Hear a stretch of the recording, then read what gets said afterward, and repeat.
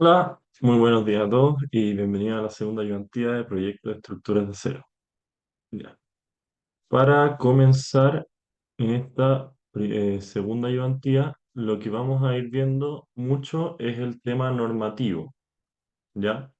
¿Por qué es importante ver las normas? Efectivamente, como les había contado al profesor un poco la semana pasada, las normas finalmente son de gran ayuda para el ingeniero porque pueden tanto guiar el diseño como protegerlo respecto a si es que llegan a haber accidentes y todo, se tiene que ver en qué se basó el diseño de estas cosas.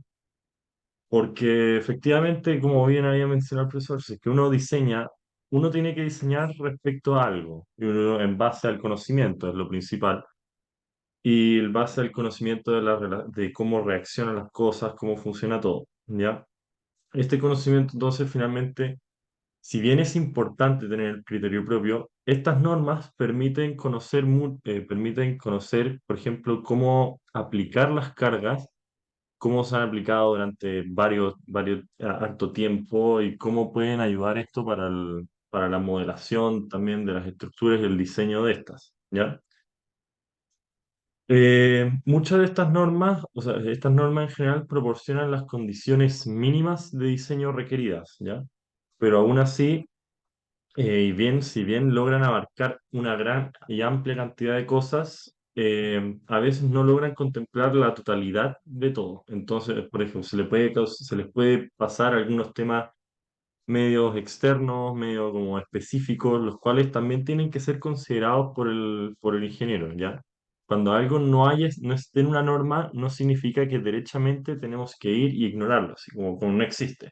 Dígase, hay una especie de equipo que no se considera, no está dentro de las cargas permanentes y cargas de uso, entonces no lo consideramos y se ignora. No. Ahí, por ejemplo, lo que tiene que hacer el ingeniero es tomar un criterio adicional para esto. Esto usualmente lo que te muestra es un marco de las condiciones mínimas que tienes que considerar. ¿Ya? Si bien en esta ayudantía vamos a ver tres normas que son realmente importantes para el diseño de estructuras en Chile y también el diseño de proyectos de estructuras de acero industriales, en acero, que son la NSH 1537, que es la de cargas permanentes y cargas de uso, la norma chilena 432, que es la de cargas de viento, y la 3171, que son las disposiciones generales y combinaciones de cargas, ¿ya? De estas normas, si bien son amplias, en algunas más que otras, por ejemplo, esta tiene casi 40 páginas, la siguiente tiene 86 y la siguiente tiene 16 páginas. Si bien es importante conocerlas, no es resulta difícil poder dominarlas en su totalidad, especialmente los primeros meses o años de ingeniería que uno toma. Porque como bien pasa, la verdad, en muchos proyectos, uno tiene que entregar efectivamente el día viernes. Entonces, si bien uno quiere hacer un trabajo lo más completo, lo ideal sería conocer de la manera más completa toda la norma para saber qué casos aplican dentro de este subcapítulo, porque como bien dijimos, abarca un gran marco de alternativas que podemos tomar, pero de estas solamente hay que elegir ciertos puntos que son los que nuestra estructura está tomando en consideración, ¿ya? Entonces, ¿qué es lo que pasa muchas veces? Hay que conocer estas normas a grosso modo, y cuando nos toque trabajar con ellas, ahí realmente es cuando nos tenemos que ir metiendo más en el detalle de qué es lo que sí tenemos que considerar, qué cosas sí es necesario considerar para este proyecto y qué cosas no abarcan el alcance de esta norma o de este caso, por ejemplo. Entonces vamos a ir viendo de a poquitito estas tres normas, que vamos a ir comenzando primero por la norma de cargas permanentes y cargas de uso, la 1537 y 1537. Ya. Si bien en general lo que uno hace muchas veces con estas normas es que uno se salta todo el texto y uno va simplemente a la parte que le importa, donde dice, ya, necesito las cargas, cuántas son las cargas, por ejemplo, y veo, ya, yo tengo, sí, yo tengo una biblioteca y necesito áreas de lectura y tomo cargas de uso 3 kilopascales y 4,5 para las cargas concentradas, ¿ya? Eso es lo que a veces pasa, que uno, ahí apurado y rápido, uno simplemente ignora todos los otros capítulos y toma la carga y ahí se queda. Y si es que uno revisará algún anexo, o si es que uno no encuentra las densidades, por ejemplo, para el caso de las cargas de uso, por ejemplo, para las combinaciones de cargas, lo que muchas veces la gente hace es simplemente va, se salta todo este texto, que no es, está ahí por alguna razón, porque es importante conocerlo.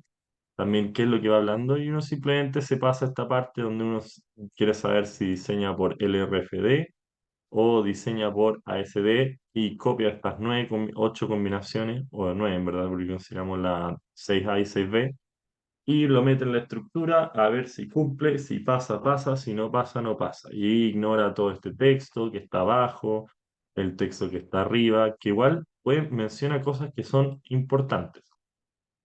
Claramente es difícil dominar al pie de la letra todos los documentos para todas las especificaciones, porque normas hay muchas. Ahora vamos a ver tres que son bastante importantes y se suelen ver de manera bien recurrente para para los distintos proyectos de estructura. Comenzando con la primera, vamos a ver su alcance. Bueno, acá también el contenido, por si es que queremos buscar algún otro punto importante, pero vamos a ir de a poquitito con las normas, ¿ya? Primero, ¿cuál es el alcance efectivamente de esta norma, de las cargas permanentes y de uso? Como acá establece, permiten hablar las cargas permanentes y cargas de uso que se deben considerar en el diseño de edificios y otras estructuras. Estos valores efectivamente tienen carácter de valores mínimos. En tanto, el diseñador o el revisor estructural considere que son demasiado bajas estas cargas, lo que puede llegar a ocurrir para proyectos importantes, donde pasan condiciones también especiales o no tan comunes. Por ejemplo, si usualmente se calcula la carga de piso para una pasarela, pero se sabe que esta pasarela es mucho más densificada o pasan otro tipo de vehículos, no sé, se pueden considerar otros tipos de cargas que pueden ser aún mayores que esta. Usualmente uno queda bien satisfecho con estas cargas, pero uno no deja de ser importante revisar un poco el número a ver si es que cuadra con el proyecto que estamos considerando, ¿ya? Aquí también se va hablando de distintos usos y distintas consideraciones que uno tiene que tomar para estas cargas, ¿ya? Porque no es solamente tomar el valor y pegarlo, ¿ya? También tenemos algunos términos, definiciones y simbología que nunca está de mal leerlos. Es como entre vocabulario que utiliza esta norma específicamente y va definiendo lo que resulta siendo importante. Por ejemplo, qué es una carga de uso, qué es una carga de techo, qué es una carga permanente, las plataformas, tabique y otros tipos de simbología que vamos a ir utilizando en el proyecto, en esta norma. Ya. Entonces, algo importante que también se habla es las cargas permanentes, cargas de suelo y presión hidrostática, ¿ya? Para también con esta norma me permite calcular algunos valores de las cargas de diseño que tienen que tener las fundaciones o otras estructuras bajo tierra, ¿ya? Esto también se puede ver con los anexos A y B. Usualmente los anexos son partes que uno no tiene que, no suele leer, no se suele meter, y también los comentarios. Importante, la verdad, siempre que es posible o que tenga el comentario, leerlo. Porque a veces, si bien los comentarios no son estrictamente requeridos o necesarios, sí es muy útil para saber a qué es lo que apunta, cuál es el objetivo de esta norma. Y efectivamente, brindan mucha información. Eso de hecho es algo que se aplicó, por ejemplo, para la actualización de la norma 2369, donde casi todos los puntos que consideran tienen al lado su propio comentario, donde explican el porqué de estas normas, el porqué de estas exigencias mínimas. Ya. Entonces, como si nos metemos, vamos viendo el anexo A y B, donde podemos ver los distintos valores que te considera el peso y empuje de distintas estructuras. ¿Ya? Ya. Siguiendo después por las cargas después de las cargas de suelo y presión hidrostática, tenemos las cargas de uso, ¿ya? Estas cargas de uso aquí van explicando efectivamente cuándo se pide ciertos valores mínimos, cuáles son de manera numérica estos valores mínimos para el diseño de la estructura. Se explica las cargas de uso de piso, por ejemplo, el peso de tabiques no puede ser menor a 0,7 kilonewton metro cuadrado. Esto también a veces lo vamos traduciendo también en kilogramos fuerza por metro cuadrado. Usualmente ahí va cambiando, depende hay que tener harta importancia y harta consideración con las unidades. Porque si bien a veces trabajamos con kilonewton, usualmente en Chile se suele trabajar más con kilogramos fuerza partido metro cuadrado, tonelada fuerza partido metro cuadrado, y ahí siempre es importante tener las conversiones disponibles y siempre listas para hacer las aplicaciones. ¿Ya?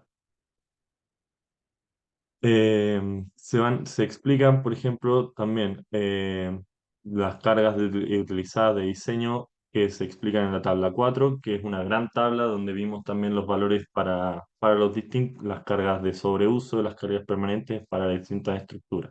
¿Ya? También se habla de las cargas de uso de techos, donde existen dos tipos de techos. Esto usualmente lo vamos a ver de manera más común porque grandes estructuras industriales no tienen tanta carga de uso de piso porque usualmente se busca automatizar, o al menos eso me ha tocado a mí, que me ha tocado revisar estas torres de traspaso de correas. No hay tanta gente, entonces no hay tantas cargas de uso, salvo de mantenimiento para proyectos industriales, que son cargas ocasionales, no suelen ser cargas tanto permanentes, solamente se dan en el sentido cuando se requiere una mantención, ¿ya? Pero las cargas de techo, bueno, también pueden ser para mantención o de uso transitable, ¿ya? Esta norma abarca también no solamente proyectos industriales, sino también los proyectos de estructuras de edificios más civiles, como puede ser los que abarca la NSH 433, ¿ya? Entonces, como podemos ver, existen los techos transitables y solo para mantención, que tienen que ser analizados mediante puntos distintos. Este mediante el punto 8.1 y el otro de acuerdo al punto 8.2, donde explican que no pueden tener valores mínimos y también se va trabajando los valores máximos a considerar dependiendo del punto. Cargas de impacto resultan importantes también, que al final son las cargas que no necesariamente el objeto siempre va a estar descansando livianamente. Si es que el objeto cae o se mueve, esta aceleración y frenado finalmente del objeto o la carga genera un impulso y genera mayores esfuerzos o resistencias en la estructura, ¿ya? Aquí se consideran distintos valores, como por ejemplo para las maquinarias de sensores se tiene que considerar una amplificación de un 100% para esta carga, ¿ya? Porque efectivamente el sensor no solamente está, luego tiene que frenarse y eso implica al final un aumento de carga. También hay para maquinaria liviana, unidades motrices, colgadores de piso y balcones. También se habla pues, de distintas cargas de barandas, pasamanos, escaleras verticales, donde se va explicando nuevamente todos los valores mínimos a considerar y algunas condiciones específicas, ¿ya? También aquí se sigue hablando de escaleras, no nos vamos a meter tanto en tanto detalle en cada punto, pero se van viendo los distintos ítems para considerar para las cargas. El capítulo 8 resulta para mí bastante importante, me ha tocado verlo un poco, que es en la reducción de cargas de uso. Que si bien nosotros muchas veces tenemos ya una carga distribuida, no sé, de 100 kilogramos por metro cuadrado, no siempre es, a veces, por ejemplo, para poner un ejemplo, para el tema de los techos de mantención, no es tan común que hayan 100 kilogramos metro cuadrado en cada metro cuadrado, finalmente, porque significaría, por ejemplo, para un techo de mantención, que habría un viejito trabajando en cada uno de los metros cuadrados. Y eso finalmente no es tan posible. Efectivamente, va a haber gente que esté sobre un techo, caminando, transitando con maquinaria, instalando las cosas o reparando, pero no va a ser no va a ser tan desinficado como para que haya una persona en cada metro cuadrado. Entonces, se pueden aplicar reducciones para estas cargas. Y eso es un punto importante de esta norma, que es importante conocerlo.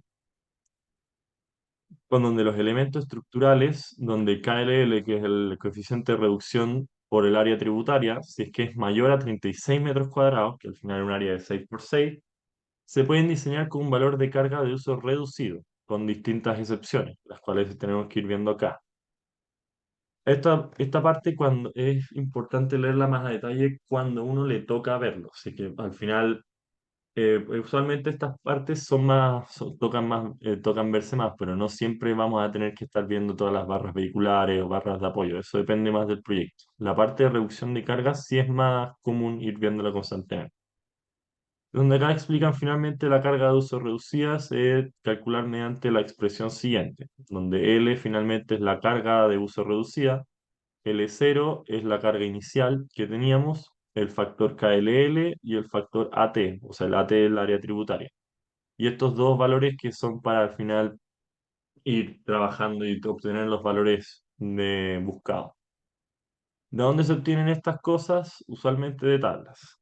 Vamos a ir bajando y efectivamente tenemos las tablas donde dependiendo de cada elemento, si es que es una columna interior, vigas o otro tipo de elementos, se tiene que utilizar un valor KLL distinto. Acá se puede ver un factor de reducción de carga de diseño para las distintas áreas tributarias. Y si fijan, tenemos uno y ahí va aumentando mientras más aumenta el área tributaria.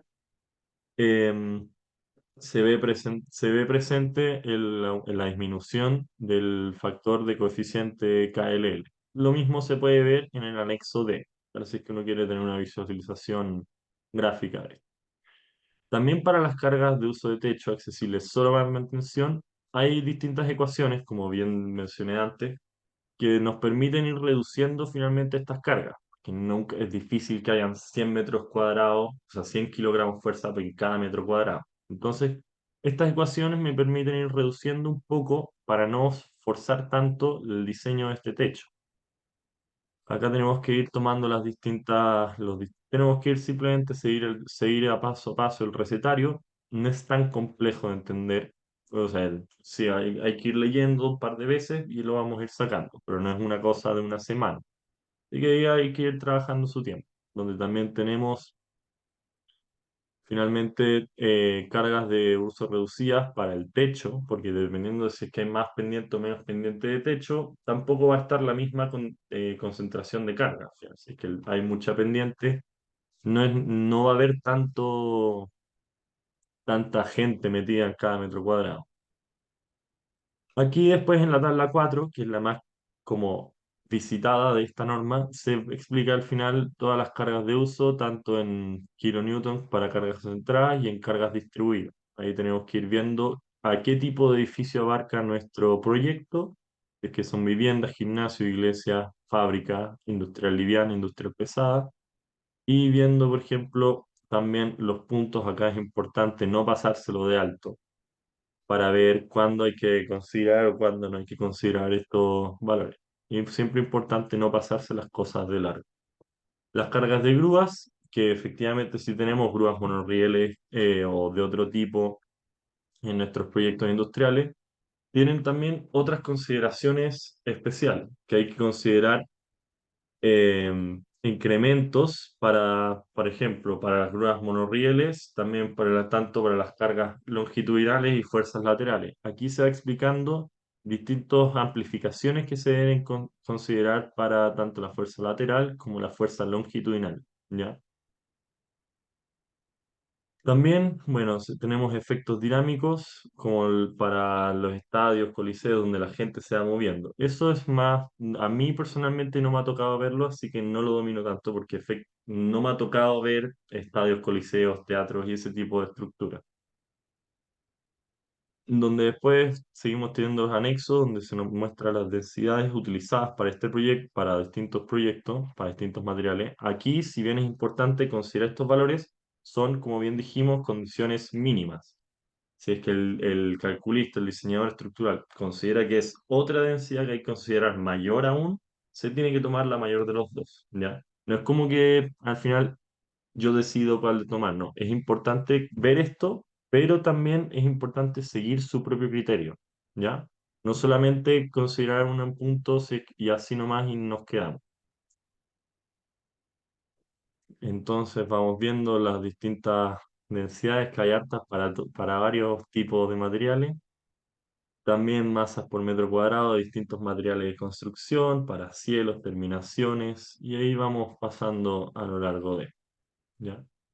Tenemos acá el anexo informativo del empuje lateral de los sueños del suelo para el diseño, donde que habíamos visto en el punto 4.2, y el grafiquito que habíamos muestro para que habíamos mencionado para el factor de de cargas de uso reducidas, donde se ve acá cómo baja el coeficiente KLL mediante aumentamos el área tributaria. Ya, y bibliografía. La siguiente norma, que es bastante más densa, yo diría la más densa de estas tres, es la de cargas de viento. Esta norma se divide en tres partes y bueno, se basa también en el ISC 7, que es como al final un documento de Estados Unidos donde se muestran todos los tipos de cargas, ¿ya? Tenemos un índice bien grande de hartas tablas y también, bueno, también hay hartas figuras donde nos van mostrando un poco cómo considerar, cómo aplicar estas cargas de viento. Este documento tiene como alcance, siempre es importante leerlo, para todas las acciones de viento de la estructura en su sistema principal como en su sistema de revestimientos y elementos secundarios, ¿ya? Esto aplica para ambos casos. Entonces, eso es lo bueno, nos permite no solamente revisar las cargas para las estructuras de marcos y todo eso, sino también para las costaneras de techo y las placas que van resistiendo finalmente o tapando esta estructura. Hay harta referencia y también pasamos por distintos conceptos que hay que ir viendo. Es importante verlo porque algunas veces, por ejemplo, nos puede atacar lo que es un edificio parcialmente cerrado o un edificio abierto, donde tenemos que ir viendo si es que nuestro proyecto cae o no en esto, porque ahí dependiendo de si es que cae o no en una estructura parcialmente abierta o cerrada, hay que tomar valores distintos de las tablas que puedan amplificar o disminuir el valor final de la carga de viento, ¿ya? ¿Cómo funciona esta norma? Esta norma tiene tres metodologías distintas, finalmente, que podemos utilizar: la metodología del factor simplificado, la de análisis directo y un túnel de viento, que vamos viendo también en los capítulos siguientes, donde se ven las generalidades, se debe tomar en cuenta la suma algebraica de las presiones de todas las caras opuestas, porque acá también está el viento que empuja y el viento que tracciona, ¿ya? Nos explican que hay cargas mínimas de viento, las cuales no pueden ser menores a 480 newton por metros cuadrados multiplicado por el área de edificio. Al final es la presión por el área de edificio. Nos exige entonces una velocidad o fuerza mínima que tiene que tomar el área de cada estructura, ¿ya? Eso también para las estructuras secundarias o revestimientos eh, no se puede, por eso en general no puede ser menor a 480 newton, ¿ya? Después vemos el método número uno, que personalmente no lo domino tanto porque no me ha tocado verlo. Usualmente lo que más se trabaja, lo que yo tengo entendido, es el método 7 del análisis directo, ¿ya? Este procedimiento simplificado tiene algunas exigencias, se debe satisfacer todas las condiciones siguientes, donde el edificio tiene un diafragma simple, la estructura es un edificio de altura baja, según de lo definido en la cláusula 3, o sea, en las definiciones, la estructura es cerrada, según lo definido, el edificio es de forma regular en la cláusula 3, todo lo que se define en la cláusula 3 tiene que cumplir. No clasifica como flexible, o sea, rígida, o sea, un periodo menor a un segundo, en este caso, según lo que especifica esta norma. También que no tiene una respuesta característica que sea producido por cargas de viento dependiendo del vórtice. Eso es un poco más difícil de ver, tengo entendido, y otras dos especificaciones más que tiene que cumplir. Entonces, una vez tenemos esto, Se tienen que tomar los distintos datos de, por ejemplo, la altura del techo y se van viendo las distintas propiedades para y se van sacando las cargas de viento respecto al el recetario que va indicando esta norma en este punto. O sea, se tiene que tomar la velocidad básica de viento, el factor de importancia, la categoría de exposición, el coeficiente de ajuste en la tabla 2 y de acuerdo a los puntos 7 4 5 y 6. Después finalmente se toma el sistema principal de viento, donde acá se toman las presiones mínimas, se calcula la fuerza de los elementos secundarios y así se va avanzando, donde tenemos finalmente un esquema o sea, acá se tiene un esquema de las distintas fuerzas que consideran las distintas partes del techo o del viento, tanto el viento en la dirección transversal como longitudinal. Ya. Acá tenemos la tabla uno y después la tabla 2 para los distintos factores de exposición que debemos considerar. Al final, todas estas son las presiones verticales, los coeficientes que debemos tomar. Ya. Después tenemos más esquemas que nos ayudan a ver los valores y más tablas para ver los distintos efectos y las fuerzas del viento. El procedimiento analítico es el que a mí al menos me ha tocado ver y el que más conozco, donde al final no se diferencia tanto, tenemos que ir tomando distintos valores y después con eso armar nuestra carga de viento y así ir trabajando y después aplicarla a la estructura. Para esto se tienen que cumplir dos condiciones. El edificio tiene que tener una forma regular, que al final, según la cláusula 3 dice que no debe tener irregularidades geométricas de algún tipo, y no debe tener una característica que sea producida por las cargas de viento, como desprendimiento por vórtice, otras inestabilidad o oscilaciones. ¿Ya? Se explican también las limitaciones, que no pueden haber reducciones por el blindaje de la estructura y habla de revestimiento. Para obtener este valor de la carga de viento, finalmente hay que seguir un recetario un poco más largo, donde primero tenemos que sacar la velocidad básica de viento, el factor de importancia, la categoría de exposición, según ahí los puntos que se van viendo, el factor topográfico, el factor de efecto de ráfaga, la clasificación de exposición y después se van sacando el coeficiente de presión interna, expresión externa, las velocidades y la carga final de diseño. Entonces acá se va explicando de a poquitito cómo obtener cada uno de estos valores. Aquí tenemos que ir viendo, por ejemplo, dependiendo de la ciudad en que estamos, podemos sacar distintos valores de velocidades en metros por segundo. En caso de no tener, como dice, menciona esta tabla, podemos utilizar también estos valores de latitud, según la latitud en que estemos.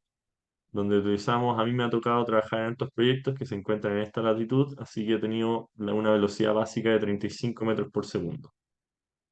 De ahí vamos viendo las regiones especiales de viento, que ahí se van viendo casos más específicos. Tenemos un mapa donde se consideran los distintos lugares.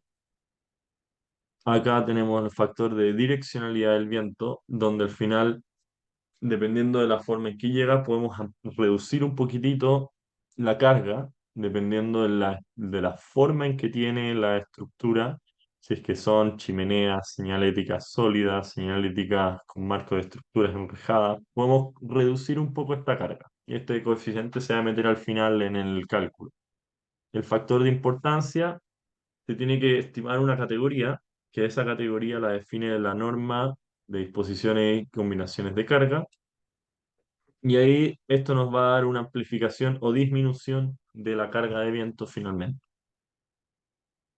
También dependiendo de la rugosidad y exposición del edificio, te podemos aumentar o disminuir, en donde finalmente esto lo que habla es que hay muchos edificios al lado, la fuerza de viento que va a recibir mi edificio es menor, porque se distribuye y hay al final árboles u otras estructuras que frenan un poco este viento. Si es que no hay nada, como el tipo rugosidad tipo D, áreas planas y despejadas, esta categoría al final implica una mayor exposición al viento, un mayor golpe, una mayor energía. Usualmente en proyectos industriales No hay muchos edificios cercanos, quizá habrá una otra cosa, pero usualmente no hay cosas que ayuden a detener el viento. Así que para el caso industrial, muchas veces estaremos por el tipo D, no en áreas, probablemente no tanto en áreas urbanas, pero puede llegar a tocar. Acá se explican los tipos de exposición, donde se detalla un poquitito más la categoría de exposición. Aquí se siguen hablando para los edificios, qué valores considerar para las cargas, o sea, edificio en baja altura, la categoría de exposición para revestimientos, coeficiente de exposición para distintas velocidades. Y pasamos a la tabla número 9 que nos explica cómo obtener la distribución de velocidades K sub h y K sub z para las distintas direcciones. Acá tenemos para el caso uno y caso 2 donde el caso uno son todos los elementos secundarios y revestimientos y las más estructuras en construcción de baja altura. Y el caso 2 eh, las estructuras más pesadas y el sistema principal resistente de fuerzas de viento en otras estructuras. El coeficiente de exposición también se puede sacar con estas fórmulas, el K sub z o el K sub h en su caso, dependiendo si estamos analizando una u otra dirección. Se puede utilizar también con esta fórmula. A veces queda más rápido sacarlo directo con esto. Y donde no se debe considerar un valor mínimo para la distinta exposición. Después vamos viendo los efectos topográficos. Si es que tenemos cerros o laderas, también esto puede disminuir, aumentar un poco las cargas de viento, ¿ya? Entonces ahí tenemos que ir sacando el factor topográfico, donde es uno más K1 más K2 más K3 elevado al cuadrado. Y ahí tenemos que ir trabajando, nos explica en la tabla con los distintos puntos a considerar los distintos valores del factor K1, K2 y K3, ¿ya? Después vamos a ver también un ejemplo para obtención que me tocó hacer para una de las torres en un puerto, en estas torres de transferencia, y cómo aplicamos un poco estas fórmulas.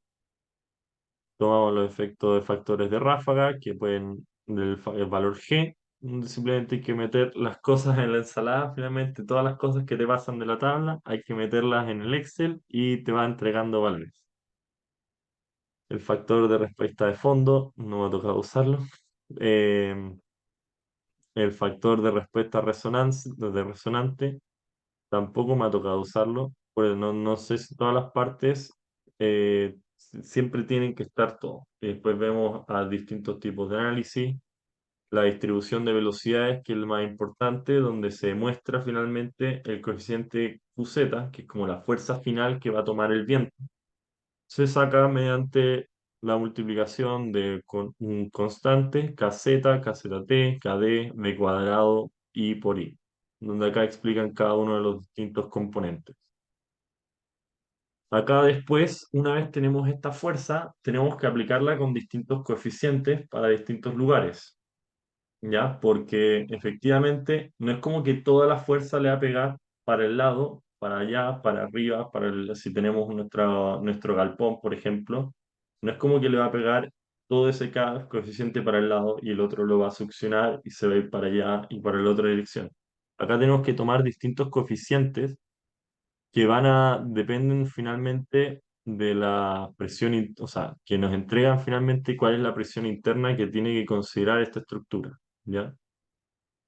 Tenemos que ir viendo los valores positivos y negativos, consideran finalmente que actúa hacia la cara interna o hacia afuera de la cara interna o presionando la cara, ¿ya?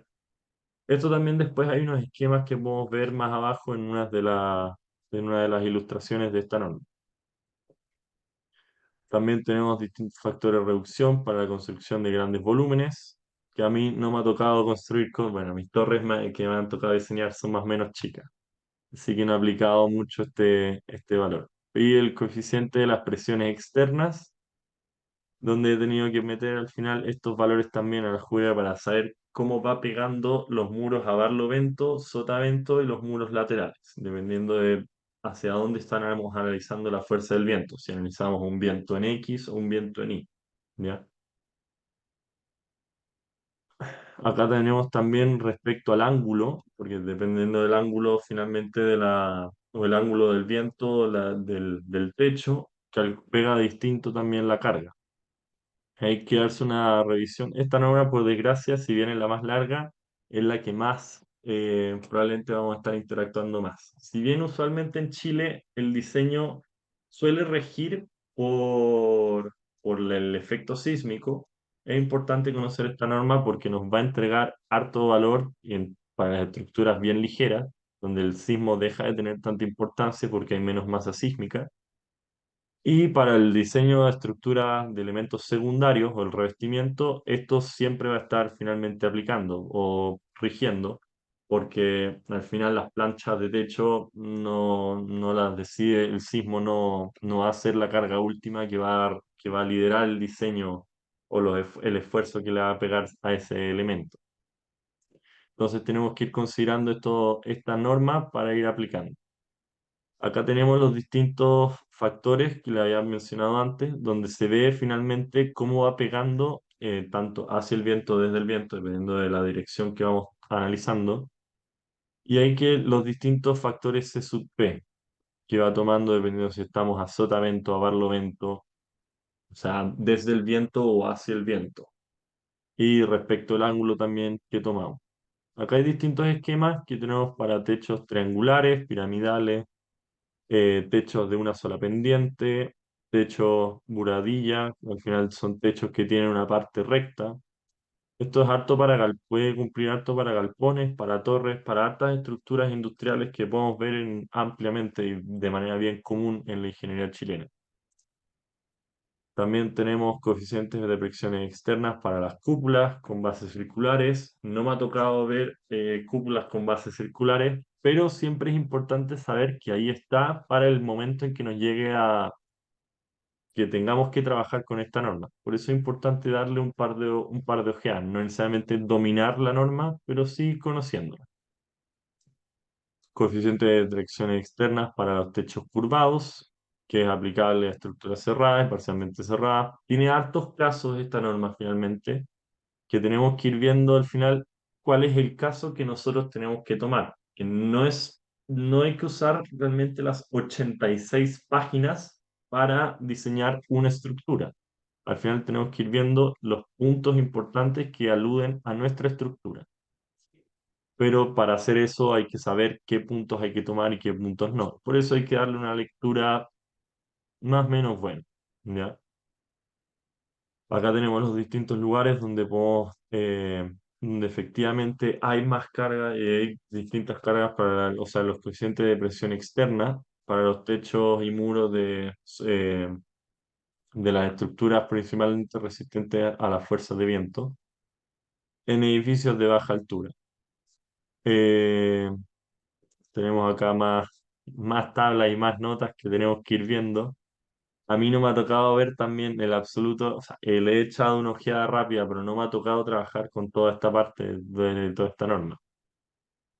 Tenemos que también acá para el cálculo de elementos secundarios y revestimiento, hay partes más importantes que otras, efectivamente. Hay partes que sufren más.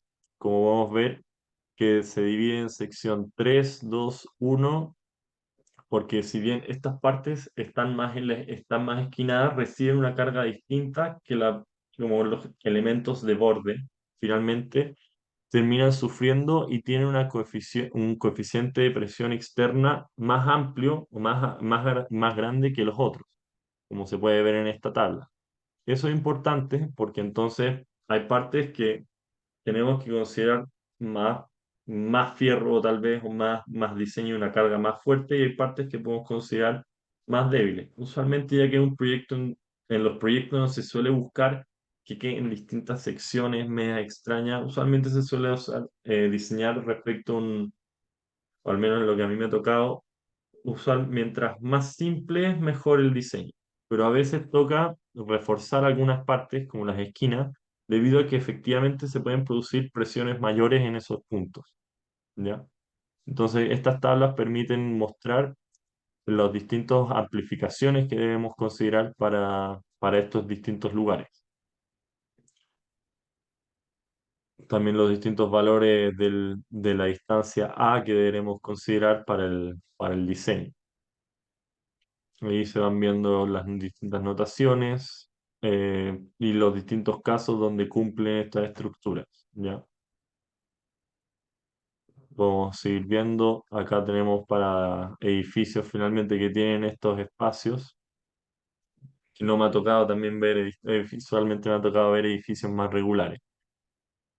Continuamente otros edificios también se calculan distintos coeficientes, valores que debemos tomar para distintas configuraciones que efectivamente van a estar. Esto es importante por eso, que cuando nos toque diseñar un edificio de esta forma, ahí sabemos que tenemos que ir a esta parte de la norma. Para edificios más curvos, para edificios también más cuadrados, de todos los tipos. Y ahí seguimos avanzando con más tablas y al final hay un punto del techo en voladizo donde tenemos que ver también el cálculo de diseño de techos en voladizo, donde se tiene que tomar las consideraciones de presiones positivas o un coeficiente C sub P distinto y más valores. Quería alcanzar a mostrarles, a ver si es que me da el tiempo, para ver como un cálculo rápido que a mí me tocó hacer para las cargas de viento de una de las torres, donde efectivamente no regía el diseño por las cargas de viento, pero igual es importante tomarlos en consideración, donde tenemos que ir metiendo los valores que tenemos de las distintas tablas, la velocidad básica del viento, el coeficiente de direccionalidad, el factor topográfico y el coeficiente de importancia según la categoría, ¿ya? Con eso aplicamos la fórmula y obtenemos una velocidad de distribución mediante menciona el ítem 7.10. Tenemos que considerar la categoría de exposición y la constante de la tabla 12 para la exposición D, donde ahí tomamos dos valores, y con esto tenemos finalmente unas velocidades de viento respecto a la altura, donde acá tomamos la velocidad mínima, que es la que nos iban exigiendo, y va aumentando la presión del viento mediante vamos subiendo. En este caso, nuestra estructura estaba levantada a 8 metros de altura, entonces no era tan requerido, o sea, considerar velocidades tan grandes, pero esto me sirvió para saber cuánto era la fuerza de viento que empujaba la torre porque sobre esta había una galería, ¿ya? Entonces tomamos todos los valores, el ancho de la estructura, el ancho el otro eje, la altura expuesta al viento, la distinta relación de altura, que de ahí la norma lo va pidiendo, el factor de coeficiente, el área bruta, las distintas en en una y otra dirección. Y con eso finalmente multiplicamos el área por por la fuerza del viento y obtenemos el resultante total del viento en dirección uno y 2 donde finalmente sabemos que al final como el corte basal de la estructura serían 3,5 toneladas para un lado y 6 toneladas para el otro. En este caso, la fuerza sísmica que teníamos era como de 12 toneladas para un lado y para el otro, entonces finalmente predominaba el efecto sísmico para el diseño o rediseño de la estructura principal. Entonces no había mucho más que hacer. Y así después tuvimos que calcular los distintos valores para las vigas puntales, para las diagonales y las columnas, ¿ya? Y lo mismo fue para la dirección del viento en I, ¿ya? Con esto se puede aplicar las cargas a los distintos palitos cuando tenemos estructuras abiertas y estructuras cerradas. Ahí dependiendo de la estructura, si es que es abierta o cerrada, tenemos que ir tomando consideraciones distintas para la aplicación de la carga misma. En este caso, por ejemplo, lo que había que meterle a cada una de las vigas puntales, pues había que meterle 0,16 toneladas a la viga puntal. Entonces, así le vamos metiendo las cargas en el modelo SAT hasta para llegar finalmente a la resultante total del viento. Ya. La última norma que vamos a alcanzar a ver, si nos queda un poquito de tiempo, es la de disposiciones generales y combinaciones de cargas. ¿Ya? Esto es lo que mucha gente suele hacer y bueno, yo también al principio confieso que me pasaba directo a la última parte y veía las 8 combinaciones y así estamos listos. En el caso del acero diseñamos con ASD usualmente y metemos esto y se acabó. Bueno, entonces tenemos que veamos un poquito con más de calma los distintos puntos y el alcance y campo de obligación, donde al final esta norma establece las disposiciones generales y mínimas en relación al tipo de cargas y sus combinaciones para considerar el diseño de edificios y otras estructuras. ¿Ya? Alan también tiene su propia términos y definiciones, simbologías también para los distintos componentes, las disposiciones generales, distintos métodos de diseño donde tenemos la resistencia última, el RFD, que es resistencia admisible, ASD, diseñado por condiciones de servicio, donde al final tenemos que ver que las deformaciones y vibraciones entre entrepiso y la estructura en general cumplan también la estructura. No es solamente que si el que resiste el elemento cumple, no, a veces también, o sea, a veces siempre tenemos que revisar las condiciones de servicio de la estructura, donde termina a veces, en algunos casos, controlando esta y no la resistencia de la estructura. Los esfuerzos internos autoinducidos, que por ejemplo también es importante ver, a veces algunas fundaciones se pueden asentar y esto genera deformaciones, la deformación genera esfuerzos internos y también tienen que resistirlo.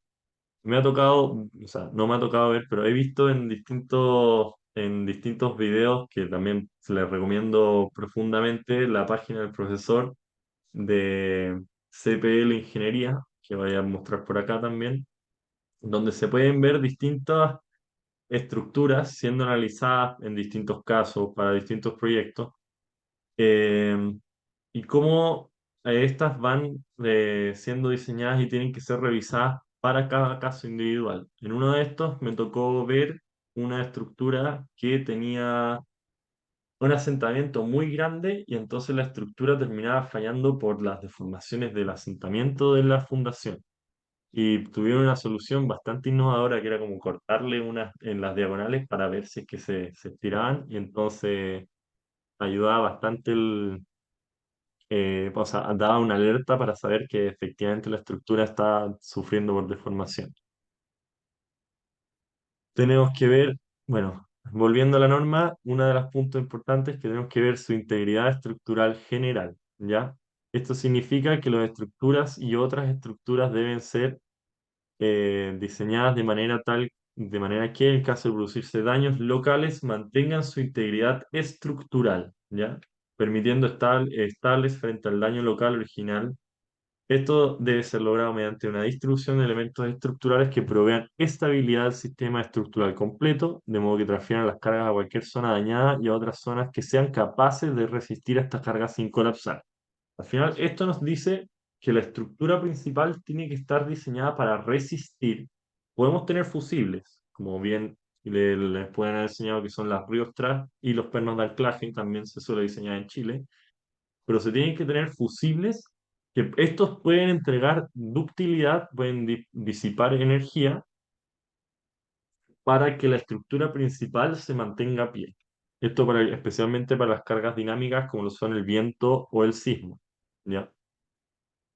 Bueno, después se clasifican los edificios y otras estructuras según la categoría de ocupación. La mayoría de las veces se busca que las estructuras sean de tipo 2, pues lo más importante, al final, como lo más común. También existe la oportunidad, o sea, la categoría de ocupación tipo 1, tipo 2, tipo 3 y tipo 4. Ahí se tienen que revisar cuáles son los puntos para que se cumpla, para saber en qué tipo de estructura cae la nuestra. También está la clasificación de sustancias peligrosas, donde finalmente se tiene que considerar adicionalmente si es que estamos trabajando con ácidos o cosas peligrosas para el medio ambiente, hay que tomar consideraciones adicionales también. También para modificaciones de estructuras existentes, que muchas veces pasa, Los elementos estructurales deben ser reforzados si es necesario de manera que puedan resistir las cargas mayoradas definidas en esa zona, las que deben ser soportadas sin exceder la resistencia de diseño especificada por los materiales de construcción. ¿Ya? Y si es que no hay antecedentes para el proyecto, para el diseño original, lo que a veces pasa, les digo, suele pasar, los aumentos de los esfuerzos inducidos de elementos determinados con las combinaciones de carga definidas, eh, o sea, deben ser diseñados de acuerdo a la normativa vigente. Y después finalmente vamos a la parte que nos importa, donde se tienen que ver las combinaciones de carga, ¿ya? Acá se tienen que considerar estas combinaciones de cargas para el RFD y el ASD. Nos vamos a quedar por ahora con la parte del ASD, pero es análogo para el RFD, ¿ya?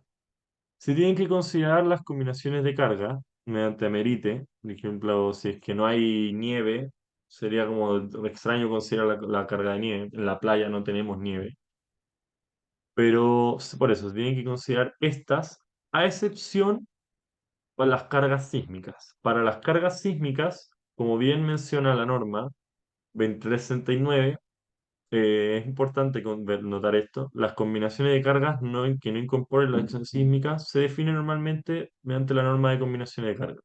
Pero cuando se considere la acción sísmica, se deben adoptar a lo menos las siguientes combinaciones de cargas, que deben complementar con otras aplicaciones aplicables a este proyecto. Se deben considerar estas dos combinaciones adicionales, ¿ya? Donde se eliminan estas otras, o sea, no se consideran, y se consideran la D más cargas vivas, cargas de operación, cargas accidentales producidas al sismo y la carga sísmica, ¿ya? Tanto para el método ASD como el método LRFD. Acá está explicando en la 2369 los puntos a considerar, ¿ya? Es importante saber esto porque cuando se considera el sismo, se tiene que considerar esas normas, ¿ya? No necesariamente las que se mencionan acá, ¿ok? Eso es una parte bien importante. Bueno, más normas y que pueden ver que pueden ser bastante importantes y relevantes, se pueden encontrar nuevamente en la página de CPL Ingeniería, haciendo sponsor. En verdad es una página bastante buena de YouTube donde pueden ver muchas normas, especialmente en su capítulo de recorriendo documentos. Acá tienen bastantes estructuras, o sea, bastantes normas, donde pueden ver finalmente tanto normas chilenas como normas extranjeras y el profesor va explicando un poco esta introducción a las normas. Esto, francamente, se lo recomiendo harto, especialmente si tienen la oportunidad de meterse, les recomiendo la ISC 7, ¿ya? Porque esta finalmente te permite ver es un documento muy grande, un códex gigantesco donde de hecho muchas normas chilenas van sacando sus normas para la carga de nieve, para la carga de viento, para las combinaciones de carga, van sacando extractos traducidos de ese lugar. Entonces, si es que pueden ver en esta página o en esta lista de recorriendo documentos, si es que hay alguno que les pudiera recomendar, sería el ISC 7. Y bueno, también les recomendaría dar una visita por toda esta página y biblioteca, finalmente, que les puede ayudar mucho para el diseño.